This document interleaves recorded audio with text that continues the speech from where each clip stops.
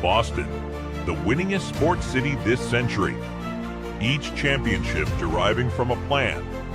Join us as we discuss the next Boston Banner Blueprint with your hosts, Josh Finkel, Nick Walsh, and Nate Philbrook.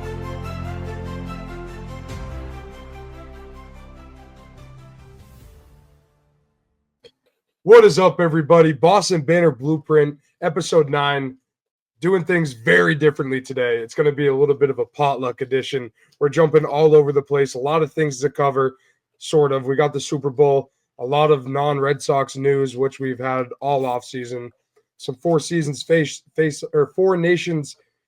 face off. We obviously got Walsh's Vault trivia, some other things coming up. But before we dive into it, Nate, take it away and let's talk socials.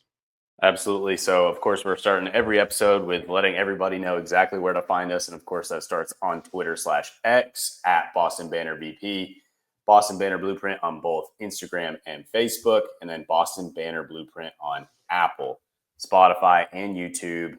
And then, of course, if you ever forget, look right down below on our video, and all of our tickers or all of our socials are right there on the ticker. So let's get this smorgasbord of an episode underway.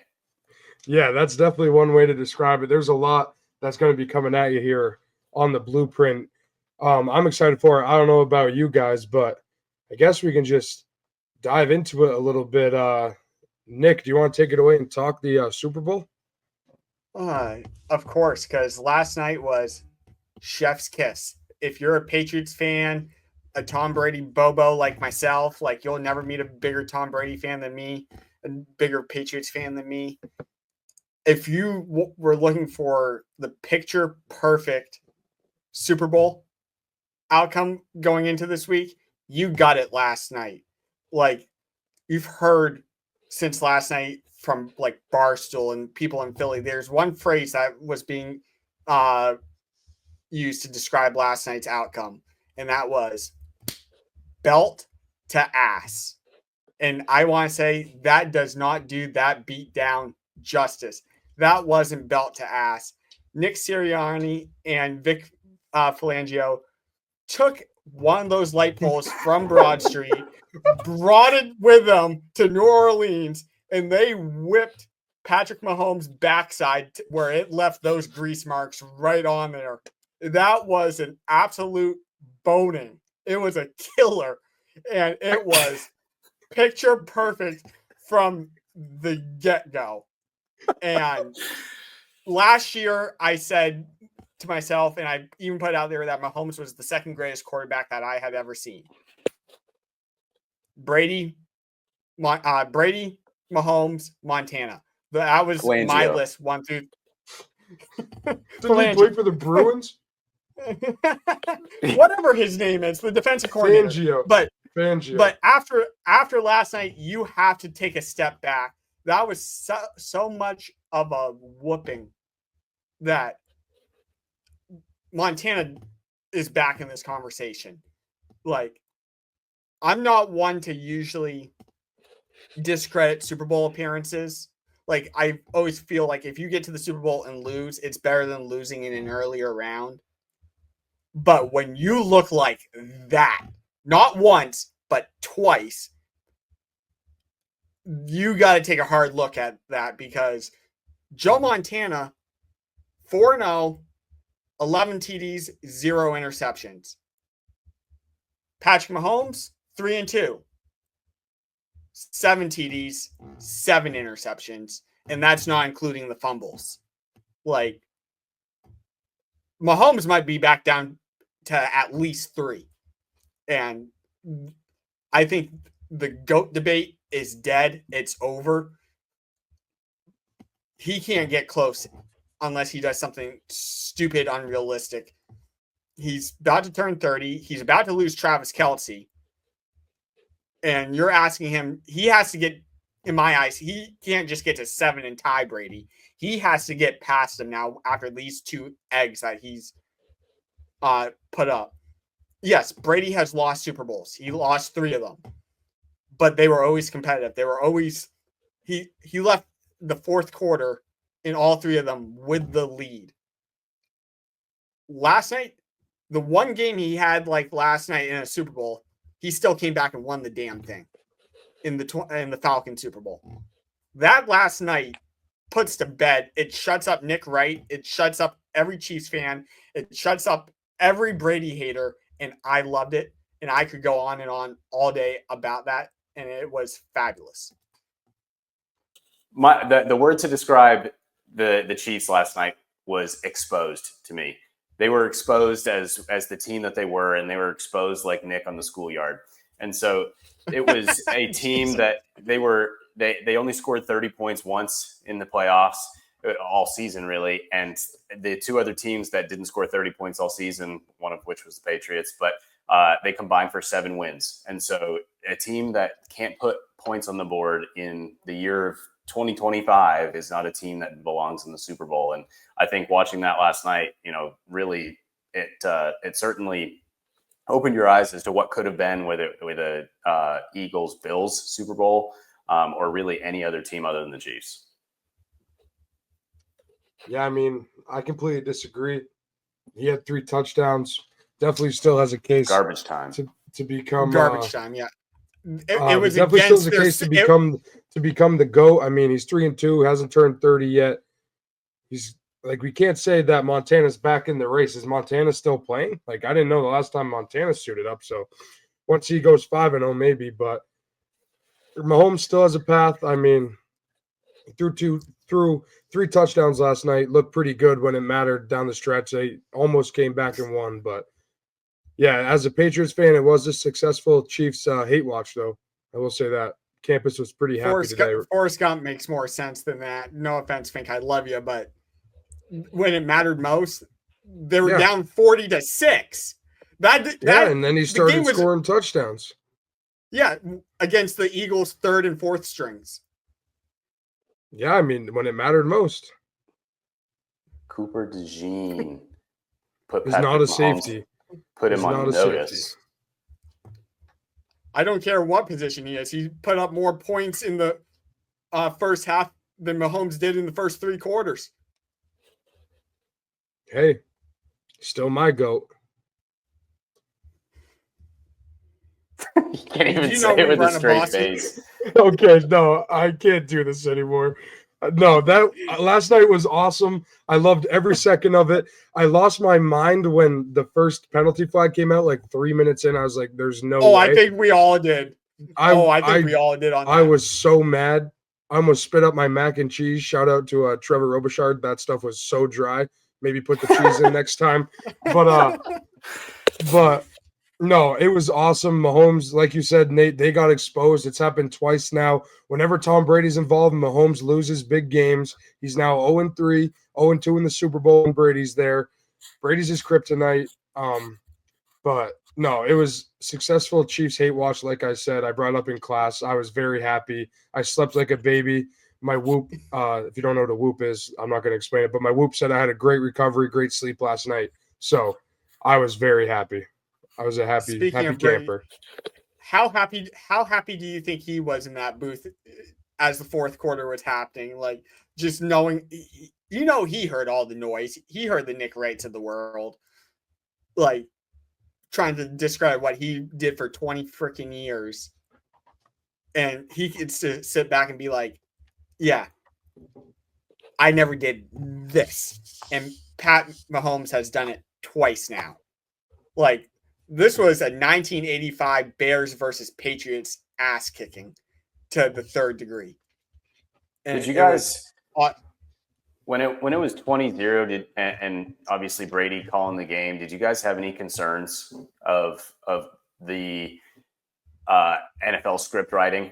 Because I know that I did. It crossed my mind, and I think I even tweeted it out and I put it on social media.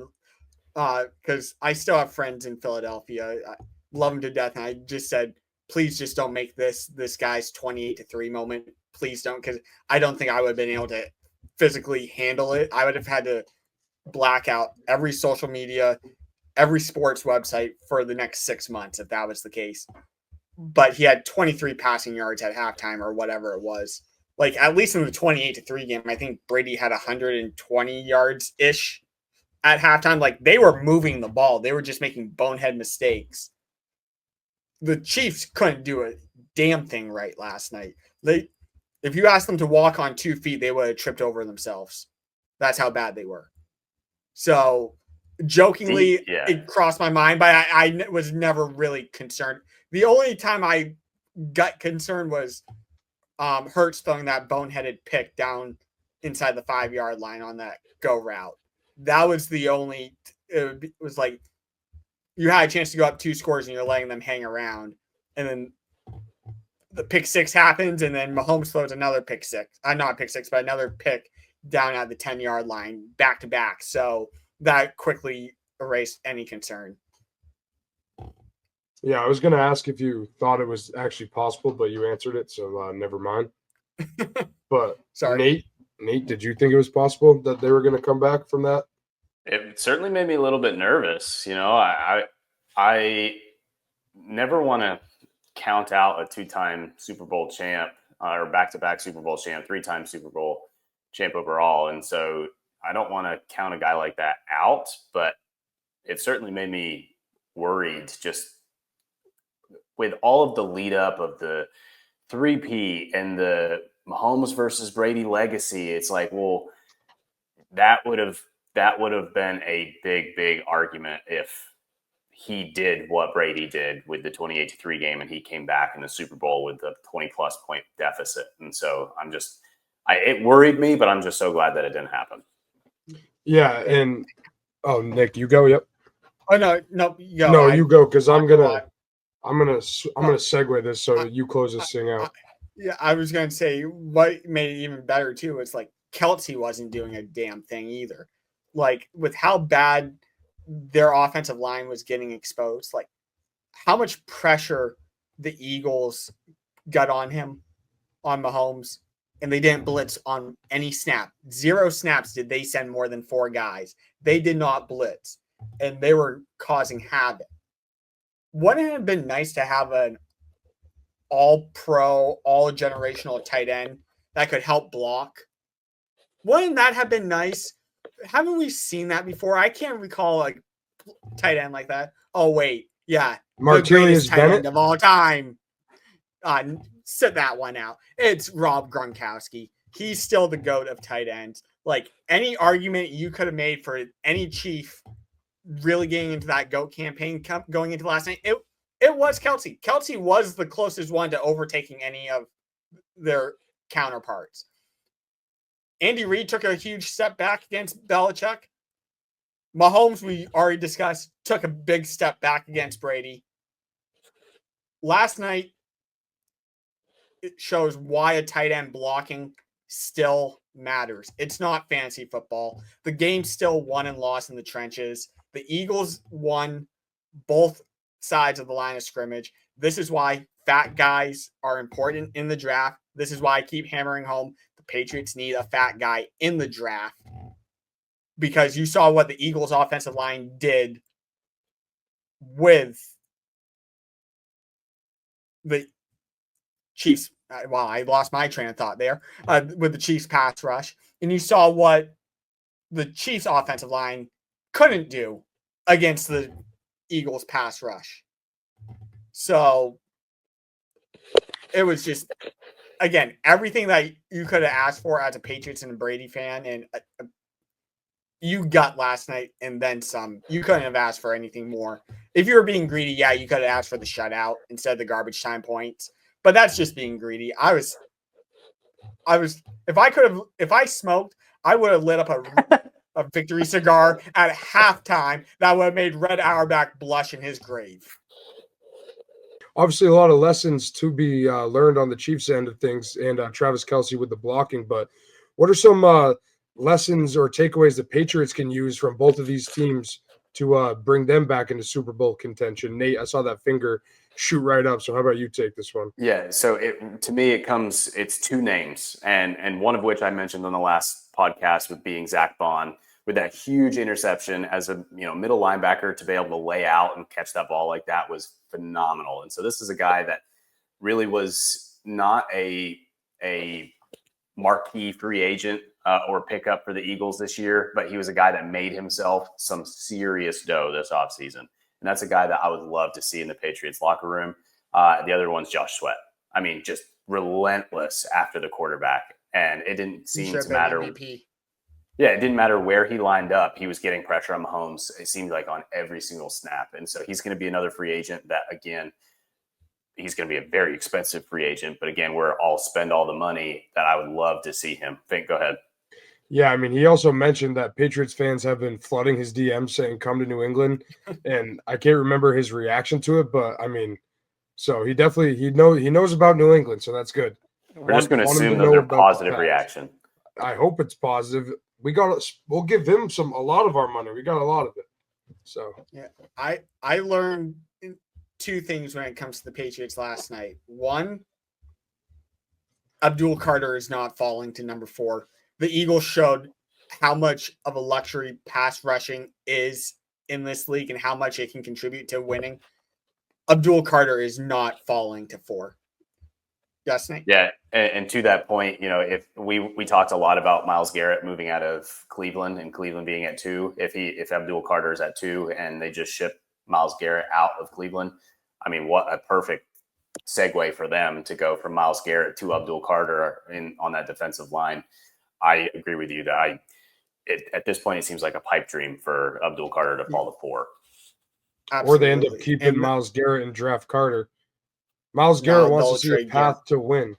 He just wants them to show them they can be competitive. What is Abdul Carter and Myles Garrett? That would be competitive. You talk about pass rush, that's up there with the best in the league. Obviously, is it realistic? Probably not, but yeah, there's not a path to win for the Browns if Deshaun Watson's your quarterback. Joe Milton. Fair. But the other thing I learned about what the Patriots can learn from is this whole debate of what's more important, the quarterback or the roster. I still think deep down it's the quarterback. And I do believe Hurts is a top 10, wherever you want to place him after the big 3 or big 4 of what it showed last night was you can win in this league in dominating fashion without that generational quarterback, without a Peyton Manning, without a Brady, without a Mahomes. If you build around a good quality quarterback with a great roster, you are going to be dominant. And yeah, would we have been surprised if Mahomes pulled something magic out of his ass last night? No. But the better team, top to bottom, won last night. And do we all believe Drake May is going to be a good quarterback in this league? Damn straight. Yes. No. He's shown. No. Yeah.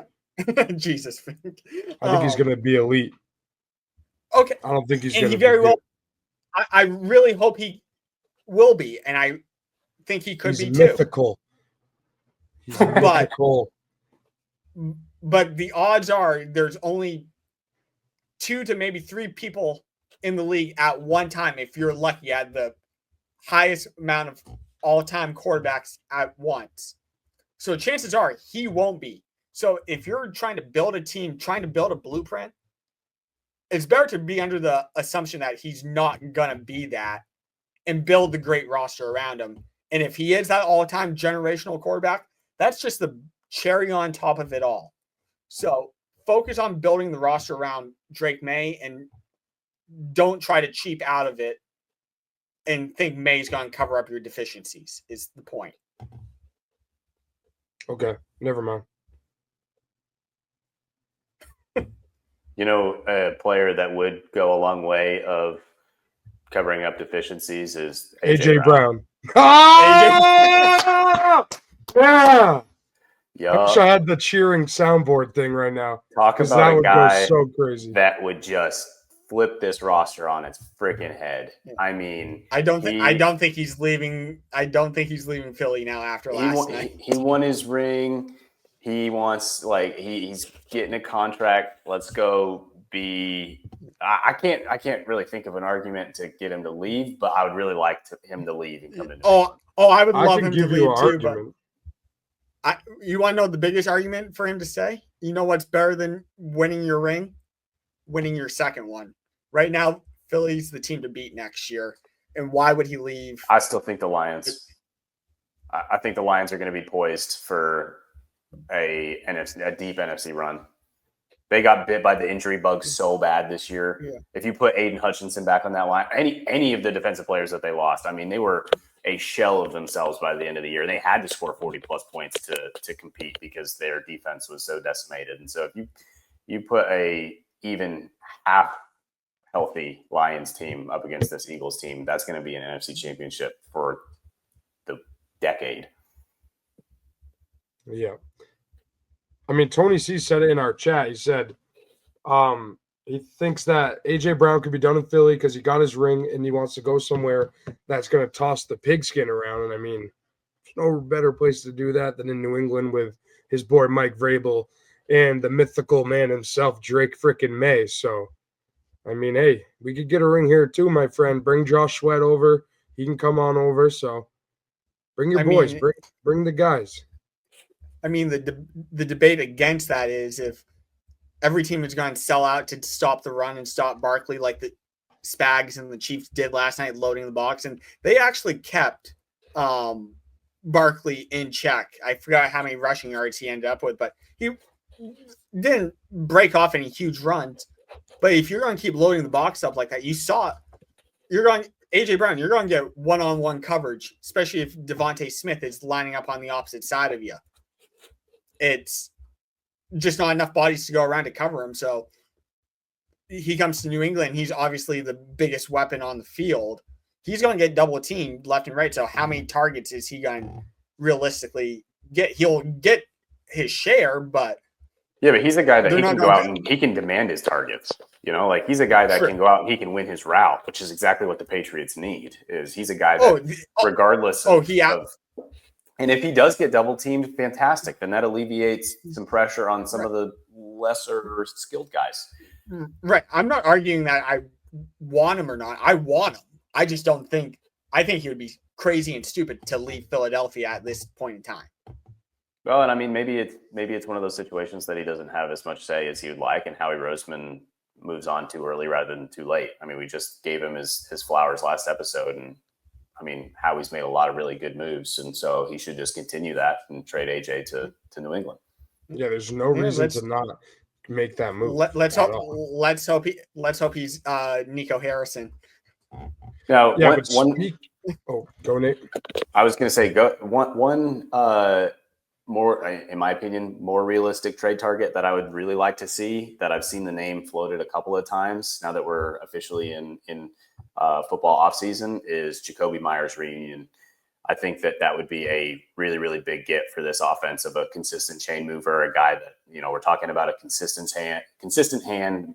He has experience in the McDaniels offense, depending on what the semblance of McDaniels offense looks like at this point. If it is truly revolutionized, then it's all going to be a blank slate for everybody. But he's a guy that has, you know, he's been here, he's done that, and he's a guy that I think would make a really big impact that's not going to break the bank the same way an A.J. Brown and a DK Metcalf would. Yeah, so, I mean, obviously a lot of trades that we want to see the Patriots make, but a trade that we all just made was football season for baseball season.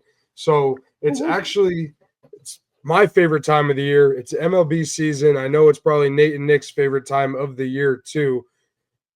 But, I mean, we got some Red Sox news we could cover. There's not a lot of it, but there's a lot of rumors that we can dive into. So I guess let's just get right into it. Alex Bregman, he's still out there. So, Alex, if you're listening, I mean, we'd love to have you come on over to Boston. We can give you a tour. I mean, you can do it however you want, but we'd love to have you. Nate's a big Bregman guy, so Nate, take this thing and run with it, my friend. Yeah, so reports came out today as we're recording. Robert Murray said that he would not be surprised if Bregman picks a team this week, as pitchers and catchers are reporting throughout this week in both the Arizona and Florida sites. And so that's obviously big news, as he's not going to be a Boris guy, or at least it doesn't look like he's going to be a Boris guy that takes his holdout long into spring training, which we've seen be disastrous for the start of seasons. And so certainly don't want to see that start for Bregman. But in addition to that, we had another report out that all of the Tigers, Cubs, and Red Sox have all offered Bregman at least 4-year deals. And so he has multiple 4-year deals on the table.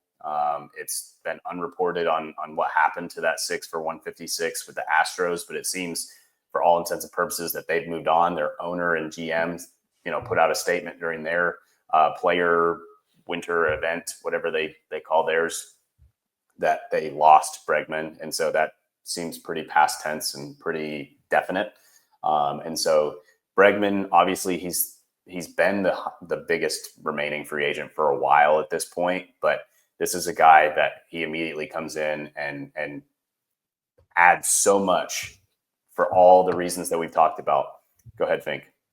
Yeah, I mean, Fangraphs came out with a graph last week of the teams that are rumored in the Bregman sweepstakes, their playoff odds today, and what they would be with Bregman.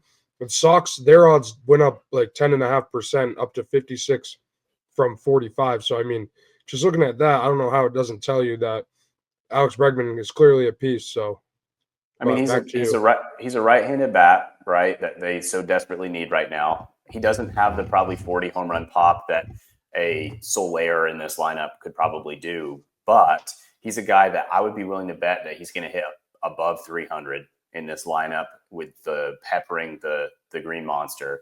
And then he's a guy that is a sure-handed glove in the field, so we don't have to worry about booted balls, whether it is at third base or at second base or wherever that may be. And then he's a guy that obviously brings that leadership and that swagger to the locker room that they so desperately need right now. They need an everyday player that's going to step up and be the leader in their clubhouse. And so if those don't check enough boxes to make a guy, your guy at this point, then I don't know what we're doing.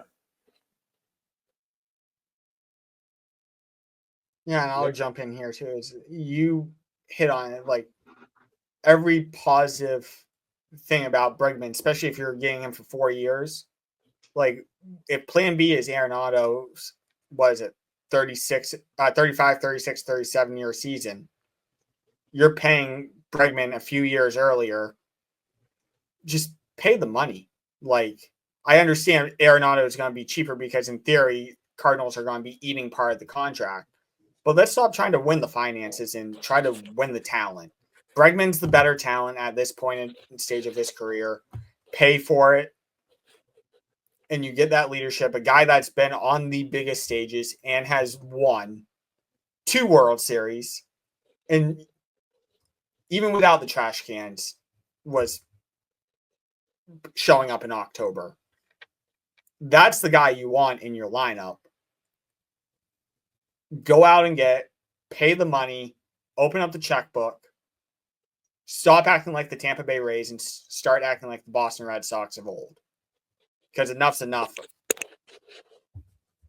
Yeah, and so to that point, I mean, if you go back to the Sam Kennedy comments of earlier this offseason that they would have a higher payroll than last year, well, right now they're not even close. I don't have the numbers in front of me, but they are not even close to their 2024 payroll, which we were all complaining about as is because they didn't go out and spend the money needed to put a competitive team. They were competitive because they were 500, but they didn't go out and put a team out there that, really was going to make a push for a postseason play. And so that, I mean, again, we just have to take these guys at their word and they just are not backing that up. And so this just makes all the sense in the world of go out, identify your guy.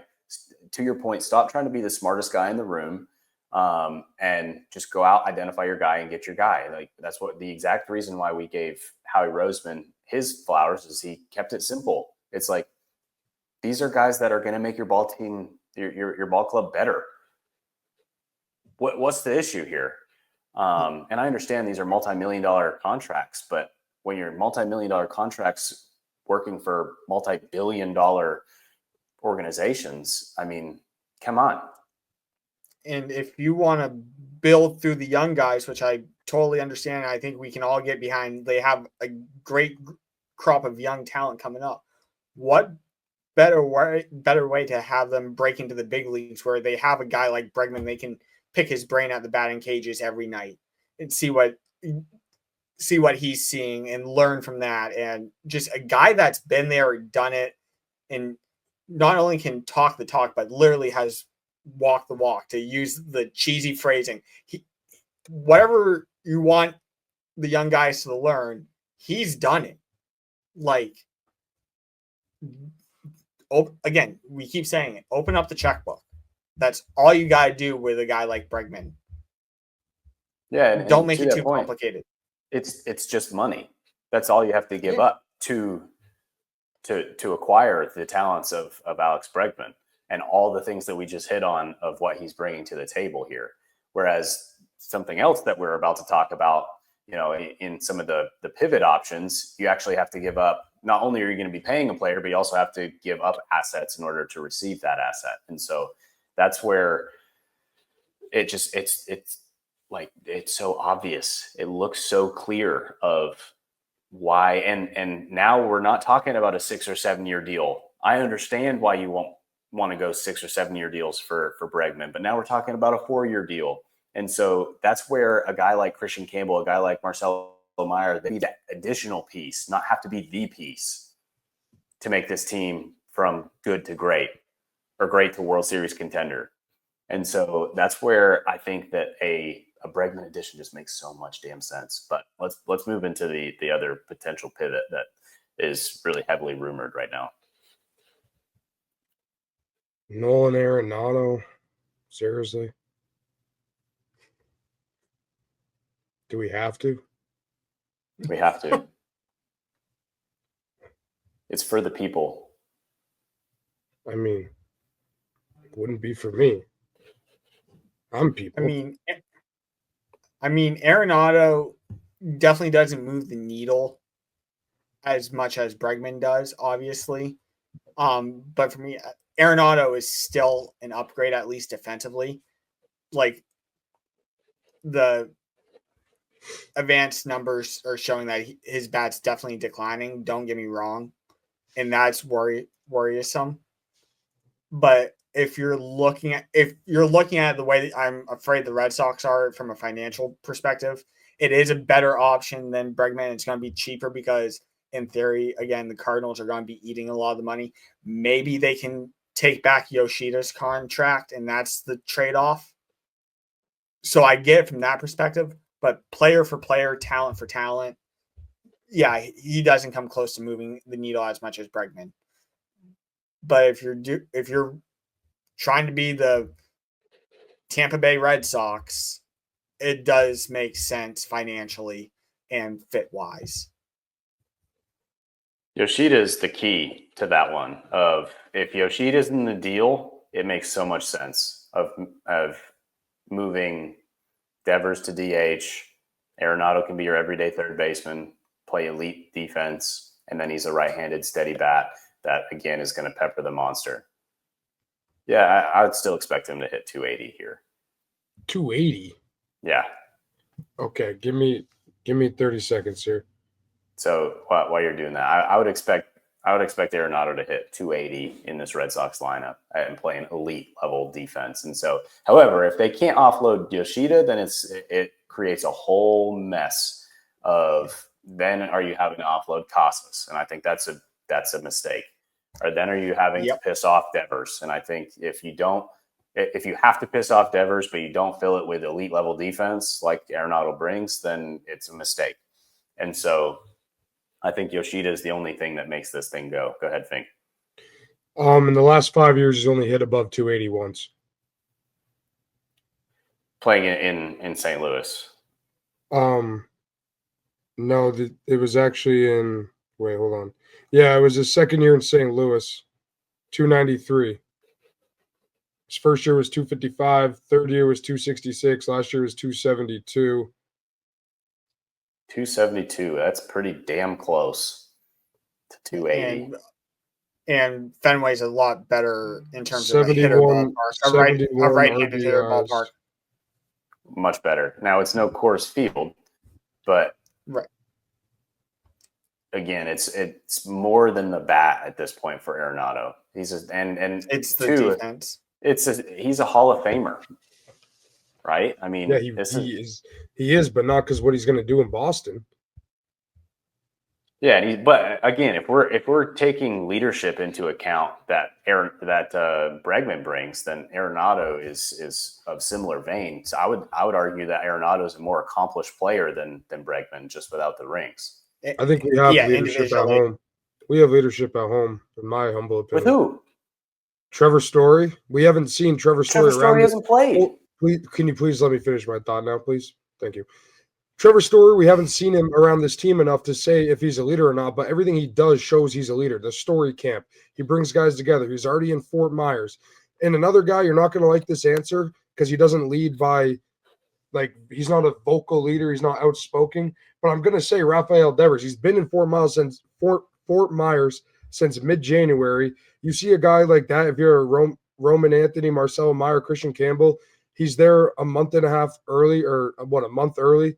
He's putting in work. You see him go to the cage. You watch what he does. You can learn from that. He doesn't need to speak. Baseball players like visuals. I'm a baseball player. You watch someone do something, you can learn from that. It doesn't always have to be vocal, but I would say Rafael Devers is starting to become somewhat of a lead by example guy, and I think that's good with all the youth that's going to be coming up. So if we're talking leadership, yeah, Bregman would be great because he also brings so many other things. The whole argument has been we need a right-handed bat to balance the lineup and do these things. Arenado's not that. Sure, the defense it would improve the defense. We already talked about this defense is improved. Yes. We said, it's an improved defense. We don't need to bring in Arenado just to get rid of Yoshida. I think you could probably find another path. And I am all for keeping Yoshida. He's gotten stronger. He's healthy now. He was a very, very good hitter last year for like a month and a half. He was our hottest hitter. Saved us in a Yankees game, hit a 2-run tank, backs against the wall. Jackie Bradley every year. Well, yeah, and Yoshida, the issue's not his. I mean, he's another guy that can likely hit over 300. It's his fit with the current roster is he's pretty pigeonholed to that DH or left field because he's just now given his running form, he's elite. His running form is elite. Do you know how many errors he made last year? How many errors? Yeah. He only played in the 3 outs games in the. So I'm going to say zero. Making sure everyone knows he made no errors. So the defense is not a question. Because he had a shoulder that was hanging on by a thread. I know. So did Rafi. And we talk about his defense. Give me a fully healthy Rafi. Give me a fully healthy Casas, a guy who had 6 home runs in his first 22 games last year. That's a 40 home run pace. It's a guy the Red Sox hate. It's a 40 I'm plus all for a healthy Casas. I think a healthy Casas takes this team to another level. It's just a matter, and I'm glad that you didn't bring him up as a potential leader because I think that while he's handled this offseason of controversy and potential trade speculation really, really well. I think that he's handled that about as well as you could handle that. But he's with the quirkiness. He's not a guy that's going to rally everybody around. I'd still argue that's a leader. He is a leader, but I can't have him be the leader. No. Yeah, I agree. Yeah. But he's definitely still a leader. You need a guy like that. You need the guy that can lighten the mood, be quirky, like something like that in a locker room. And I know that because that's me. That's my role on my team at Colby Sawyer. Like, it's what the coaches tell me. You need someone like that. It's a big team. We have 50 guys. I know that MLB roster is not that big, but still, like, it's a long season. There's going to be ups and downs. You need someone that you can look at and get a laugh and be like, all right, things are going to be all right. And that's Casas. Yeah. And that's the Kevin Millar type. And I totally agree. And back to this whole leadership thing. Yes, Devers is a leader, and there's different leadership styles, and Devers isn't the vocal leader. Casas is the quote-unquote goofy leader. You still need a guy when everything hits the fan, and if we want playoff aspirations, there's no playoff run that everything's going to go 100% right. I go back to the David Ortiz moment in the 2013 World Series where everyone's huddled around him in the dugout and he's rallying the troops. The Chris Sale in 2018 yelling at everybody in the dugout to get their heads out of their ass. You need guys like that in those moments to snap you out of whatever funk that you're in. And right now, they don't have that guy. Bregman can be that guy. So do you think Bregman could take them to the World Series just adding Bregman right now? I think he gets you into the playoffs, and anything can happen in the playoffs. So what I'm trying to argue is we're saying that like pretty much you need someone with experience and that can rally the troops. We're not winning a World Series in the next 2-3 years if I had to be realistic for the first time on this podcast. I was gonna say you were the most optimistic one the last Red Sox show. I know, but why not make guys you have get Jarren Duran a playoff run? He can be that guy. Obviously, he's not gonna have 2 rings at the end of one playoff run like Bregman, but Jarren Duran's a leader and he can take that and run with it. Literally, he will learn from that. He will lead this group when they make it the year after. So will Devers, because now he's older. Obviously, he has that ring when he was like 20, but now he's older, more mature. Give him another playoff run. He hasn't been since 21. Casas, get all these young guys a playoff run. Let them build their own experience. Why keep crying for all these outside leaders when they can literally just do it themselves? Because help is not coming. Like, help's not coming. It's clear. So we just let these guys do it themselves. So if Bregman signs with the Red Sox tomorrow, can I say help came? Well, I would reword it, but yeah. But yes, I mean, but that would be something. To your point on Duran, though, like given his struggles that he's had in the past, right? He's been really open about his mental health and his anxieties through the season, which I applaud because that takes a tremendously strong human being to be able to be that vulnerable. Some might say leader as well. But that's my point, though, is he's ascended into one of, if not the best players on the team. He was an MVP candidate this past season. And so is that something that you want to hand? Is that something that he's going to want, I guess is my point, is that true leadership role? Or is he more of a guy that I'm going to put my work in and then I'm going to go home? I think he's already embraced it personally. What gives you that? I mean, I guess it's kind of hard to look at it because I'm not with Jarren Duran and the Red Sox every day, but I mean, me personally, I don't know. Nick, let me hear what you have to say first, and then I'll make my assessment. I mean, I'm not going to be the first one to say what goes through Jarren Duran's head and what he wants. I mean, he had the type of season last year where, in theory, he should be that guy. Like, you leadoff hitter, spark plug, MVP candidate, arguably after Devers, the best player on the team. Like, if he wanted to grab that torch and run with it, I don't think any of us would complain about it. But it comes down to what he wants and what he feels comfortable with. We've been crying for years that we wanted Devers to be that guy, and we've seen that Devers doesn't want to be that guy, and that's okay. Not comparing resumes and talent for talent, but Manny Ramirez didn't want to be that guy. Manny Ramirez was the oddball of the group, and it took the leaders around him to basically put it all together. And I'm not saying Rafi Devers is going to go out into the Green Monster and go to the bathroom in the middle of an inning like Manny did, or do all that quirky stuff. But can you imagine him running back from third base in the middle of the game? Oh my god! He's just blowing one of those massive bubbles, and he's got the dip in. He just moseys off. And then you got Massa running out to third to cover for an inning. He's just, Massa's here, don't you fear. Oh my god, that would be awesome. You guys see the video of the bat dog that was in training last year that took the dump on second base? Just picture Rafi just running into the outfield and popping a spot like, can't hold it anymore. I'm sorry, guys. But back to the point though, if Duran wants it, he certainly has the cliche in that clubhouse to go up and take it.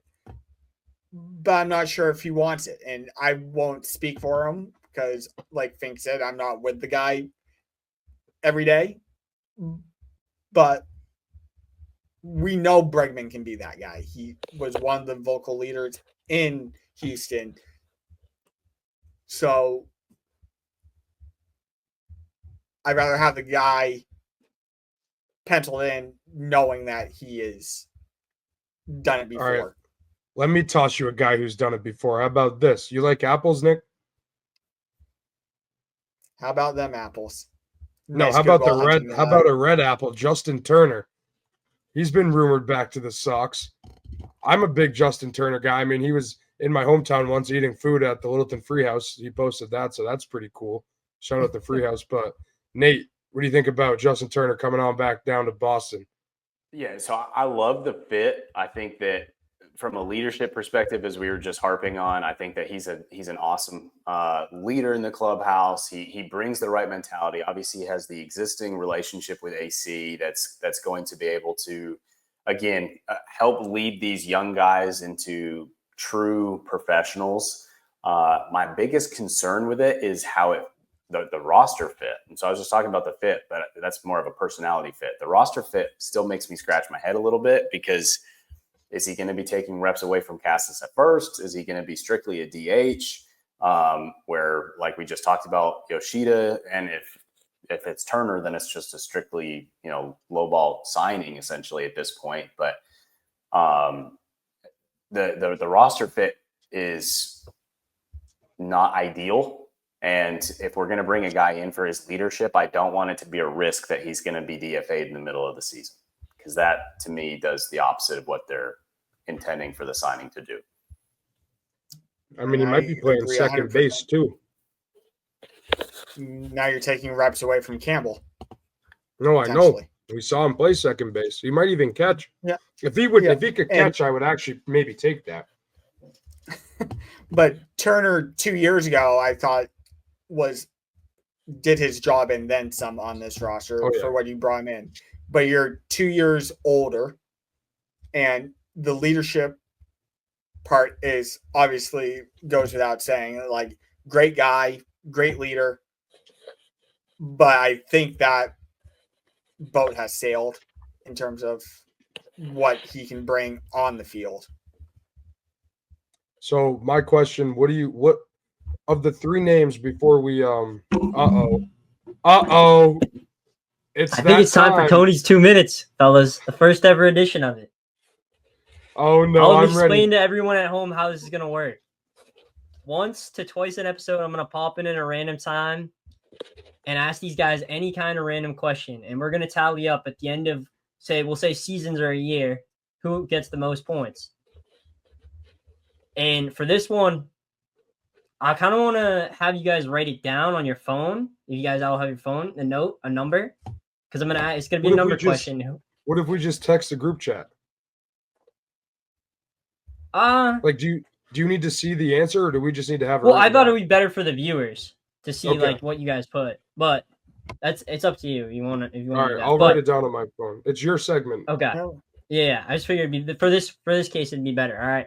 First ever question on the segment is, what is the longest time that someone has held their breath underwater for? Whoever is closest with this gets the point. All right. I'm good. When you guys are ready, reveal. Okay, Nate, 15 minutes. You can't see mine, but it says 34. 22 Mine minutes says from 20. Nick. 34. Oh, I have Mine's- under there. Nick says Mine's 34. Yeah. The closest person was Nick. The Oh, longest time man. ever is 24 minutes and 37 seconds. I had 25 first and I deleted it. Oh my god. Well, if we were doing Price is Right rules, you still would have lost because you went over. These are Tony's 2 minutes. Tony's 2 minutes. Closest, but Nick gets the point. First ever This guy one. wins and he still He's has up something to 1-0. say. This is ridiculous. All right, Nate, new rules. We're teaming up to take Nick down because I'm not letting this guy win this. So that's one All right. point for me. Yeah, Nick's Yep. leading First the ever all-time point series goes to Nick. 1-0-0. Congrats. Well, thank you, to producer Tony, for that. That was pretty awesome. But I think that is the perfect pivot into another sport that we cover on the Blueprint. It is the Four Nations face-off break for the NHL. So I don't really know too much about this, so I'm gonna kick it to Nate and Nick, our hockey experts, and they're going to walk us through this for people at home that don't know. So take it away, fellas.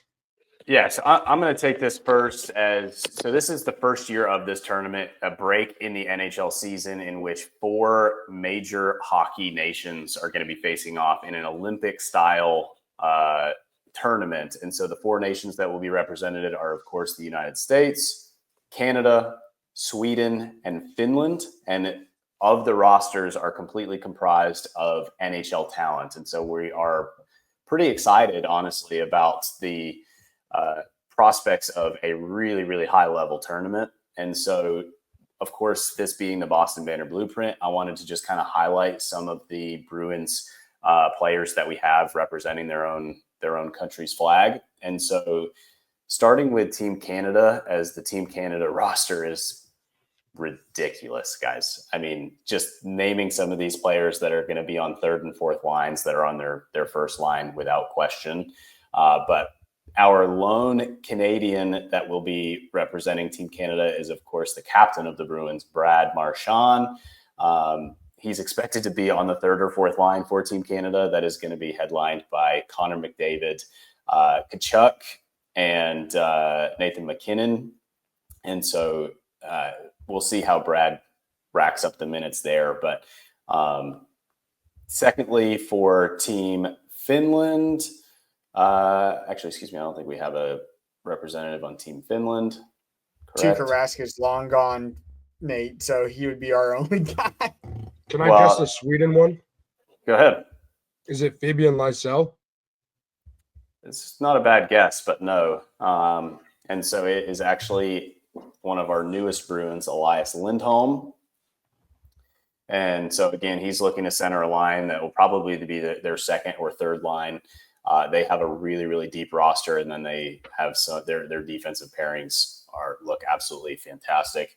And then the United States is a couple of mainstays on the Bruins with Charlie McAvoy and then Jeremy Swayman in net for the Team USA, and his goalie mask. If you haven't seen that, go check that out on Bruins Twitter. It is absolutely fire. But I just wanted to kind of run through that really quick and kind of give a quick prediction, if you will, of Team USA. While might not be the favorites, I'm going to pick them here as they start on Wednesday night in Montreal, and then they'll finish the tournament in Boston. And I think that the USA is actually going to take home, I don't know if they're doing medals actually for this, but I'm going to say that they're going to take home the gold. They're the only team that has the defensive standout that the other teams don't. The other teams are so forward heavy. Now these international games tend to be higher scoring, but when you have a 3-pack of goalies with Jeremy Swayman, Connor Hellebuck, and Jake Oettinger out of Dallas, I mean, good luck. And so the defensive pairings for USA is what it's going to take them over the top. I've watched the movie Miracle way too many times to think that the USA doesn't have a shot against any high-powered offensive teams. So I don't mind that prediction, but it's also hard to bet against that Canadian team. It's stacked, and I think going back to our Bruins episode last week where we were in full-on fire sale mode, Marchand playing with that much talent, if he can rack up the points, maybe it increases his trade value. Who knows? That's a Bruins lens I'm going to be watching for to see how he performs in that. But in terms of just a rooting interest, obviously, I'm not the biggest soccer guy in the world by any means, but when the U.S. is playing soccer in the Olympics, I'll turn on and cheer for the USA. So I'm sure I'll have this on too when the USA plays and watch them. But from a pure Bruin standpoint, I want to see how Marchand does, and if they are in a fire sale mode, does it increase his value by playing with top tier talent like that? I'm rooting for Sweden. You're rooting for Sweden? Yep. You like those yellow uniforms, do you? No, I like the fish. Swedish fish. Jesus. Yeah, that is a solid pull there. Thank you. Go Fish. Yeah. So, just a quick hitter on the Four Nations, as this is the first year of the tournament, and I'm really excited to watch it. Again, puck drop is on Wednesday, and then USA's puck drop is on Thursday. And so that'll be a fun tournament to follow. And then, as you saw, the Blueprint Twitter machine, as Matthew Poitras got sent down to the AHL to continue to get lots of minutes and reps while the NHL is taking a little break here. That's Yeah, a quick if little you hitter. haven't followed on the Twitter, follow on X at Boston Banner BP.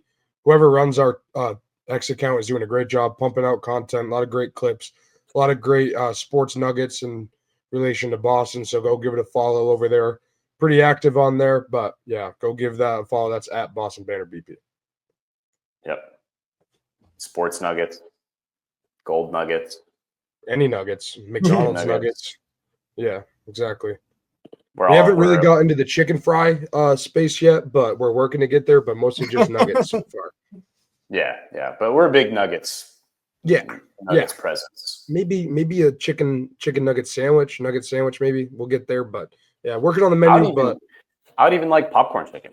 no, that'd be that'd be great. We're working on the Blueprint sauce too. I mean, Nick's working on that. He works on it every night, so I do not want to know what Nick's Blueprint sauce is all about. No, sir. No.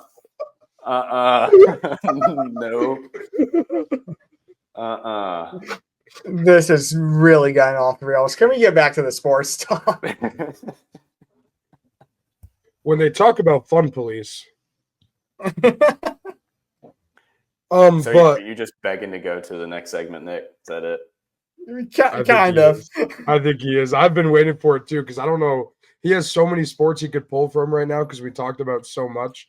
So if you didn't tune into last week's two episodes, go watch those or listen to those, episode 7 and then our Super Bowl bonus pod, or episode 8. Sorry, excuse me. But we have a new segment. It's called Walsh's Vault. Pretty much, he takes a trip down memory lane of any of his favorite sport games in relation to the Boston sports teams that we cover, obviously, and he walks us through it. Today, he has 3 sports he could pick from: hockey, football, and baseball. So, Nick, I'm going to send it to you. Actually, Nate. Nick, can I guess what game you're going to do here?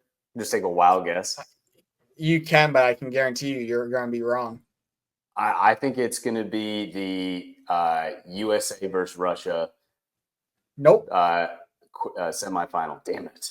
All right. Wait, I kind of like this. We should keep track of Nate's guessing Nick's vault. Just keep track of everything on the Blueprint.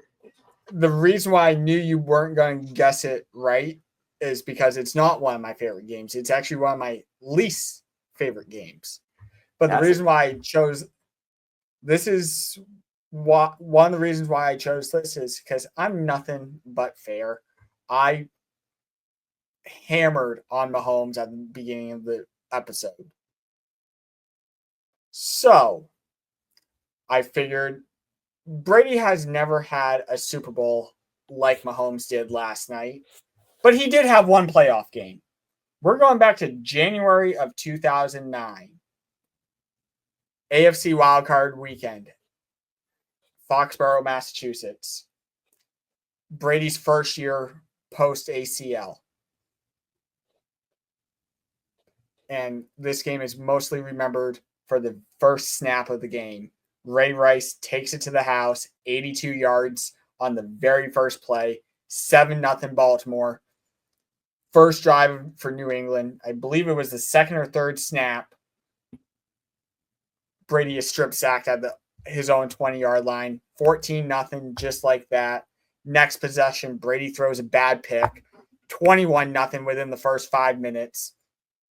At the end of the first quarter, it's 24-0 Baltimore. But then the game was never really close at any point. But in terms of Brady never letting it get too much out of hand, in the third quarter, we may have just lost Fink. No, I don't know what just happened there. I think sorry, go back to it. Back to what you're saying. But at one point in the third quarter, it's 27-13. It was a 2-score game. They were in it. They were back in it. And then the final score ended up just being 33-14. It was a 19-point blowout. Last night was an 18-point blowout, if I'm doing the math correctly, 40-22. Yep. Yeah. But Brady in this game threw for over 40 times, only had 150 passing yards, 2 awful picks, strip sack, fumble. It was basically carbon copy of Mahomes last night. But the difference was Brady was coming off of a season-ending injury. This was the first one. It was washed up Randy Moss. It was Moss's last year in New England before getting traded the next year. Brady was 33. Mahomes isn't even 30 yet. And this was, without a doubt, the worst playoff loss in terms of competition-wise. Like, in Brady's career, the game just was never really close. It was a bloodbath from the beginning. So I'm nothing but fair. So I figured if I'm going to rail on Mahomes for an absolute beatdown, I will give a Brady beatdown because this is the worst one, and it's the only one that can come to comparable to last night. So that's why I chose this one as my vault pick. Anyone, I know, think you were maybe a toddler for this game, so you won't remember it. But anyone who was watching that game live, it was never close. Even though it was a 2-score game, it was just a miserable January at Foxborough, which we didn't really have too many. But that was definitely one of them. Yeah, it's absolute wailing on the guy. I mean, geez Louise. Yeah, Gotta let him come up for some air at some point. Don't want to rail on him too hard. To be fair, the only one that had a worse night than Mahomes last night was probably Drake after that halftime show. Yeah. Oh, Nick went there. I can't believe you just said that. Just Me? kidding. No, I'm just kidding. I can't believe you went there. Kendrick, if you're listening, Nick's a huge fan, so that's why. To be honest with you, Not Like Us is the only Kendrick song that I really knew, and I know the backstory of what it was about. So just the fact that he went there, it was like, oof, like I'm surprised that the NFL actually let him do it. I think you meant to say ouch. Ouch. Ouch. I did not see a single second of the Super Bowl halftime show. What were you doing? I was competing and winning a field goal contest. You said competed. You didn't say win, so I'm going to assume it did not go well. I said competing in and winning a field goal contest. Oh, I didn't. The Super Bowl party I had, the Super Bowl party I was at had a field goal in the backyard that we were just railing on the ball. Yeah, going from distance. Get us back on track. Let's finish I don't up know. some I don't trivia. know if I can, but that was a good trip down Walsh's vault there. Now let's go to Nate's favorite time of the night. It's Nate's trivia time. So Nate, I don't know where you're going to go with this question. I know you and Nick have been conspiring and cooked something up. So let's see what we are working with here. Yes, and I actually need to give the answer to last week's episode, or the previous trivia question answer. There we go. Which was none other than Devin McCourty. And so thank you all for that responded on that. And then, of course, this week's, Nick just went down memory lane for the Patriots, as does this trivia question. And so it reads as such. What unlucky wide receiver caught the game-tying touchdown with under 2 minutes to go for the Rams in Super Bowl 36 against the Patriots, and then again for the Panthers in Super Bowl 38, both resulting in losses due to the last-second field goals by Adam Vinatieri? Do I need to repeat Great it? question. No, but it does let me go off on a small little rant about how much of a crock of shit the NFL Hall of Fame voting process is. If you don't put in the greatest kicker of all time on the first ballot, how is he not in there? That, you want to talk about all the wrongs about the process of Major League Baseball's Hall of Fame voting ballot, at least we know who screws up most of the time. I don't understand how the bias against kickers when you have the greatest kicker of all time. Can you tell the story of the NFL without Adam Vinatieri? No, you can't. He has arguably the greatest play in the history of the game with the snow kick. How is he not in the Hall of Fame? That should have been the easiest of all debates this year. Sorry, I just had to get that off my chest. Vinatieri should be in. I'm glad Eli didn't get in. Eli's not a Hall of Famer. If Eli's a Hall of Famer, Julian Edelman's a Hall of Famer. Let that sink in. Okay, I'm done. So that was a good question. I have no idea what the answer is, by the way, so I won't be answering this week. But it's about that time, boys. We're a little bit over an hour. It's time to wrap this thing up. Before we do that, though, I'm just going to say we have a lot of fun things planned for the Blueprint. A lot of things coming up that are in the works. We're really excited for a couple surprise guests, some merch. Talking with some T-shirt guys. Oops, I accidentally teased the items, but yeah, working on some T-shirts. That's actually official this time. But yeah, really excited. I mean, the blueprint of the blueprint looks pretty good so right now. So that's all we're looking to do: get 1% better daily, and then after 100 days, we're going to be 100% better. But Nate, what are your closing thoughts on this episode?